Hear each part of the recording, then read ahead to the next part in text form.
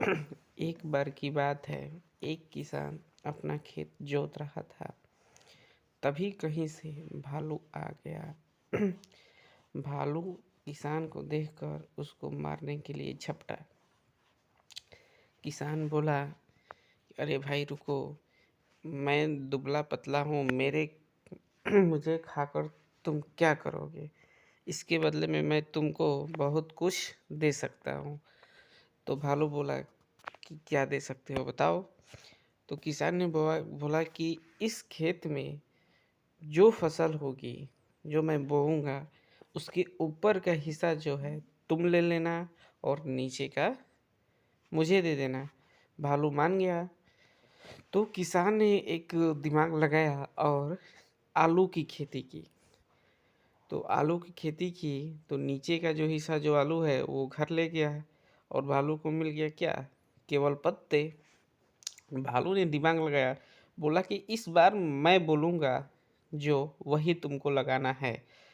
तो किसान बोला ठीक है।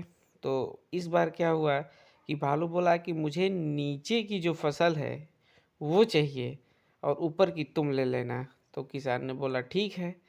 तो किसान ने सोचा कि क्या लगाया जाए कि जो नीचे की फसल उसको दे दिया जाए और ऊपर का मैं ले लूं। तो किसान ने गेहूं की फसल की।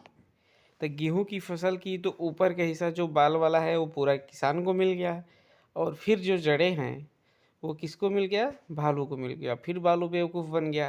अच्छा, फिर भालू ने बोला कि ऐसा है कि मैं इस बार ऊपर का भी फसल और नीचे का भी फसल दोनों मैं लूँगा, बीच वाला तुम लेना।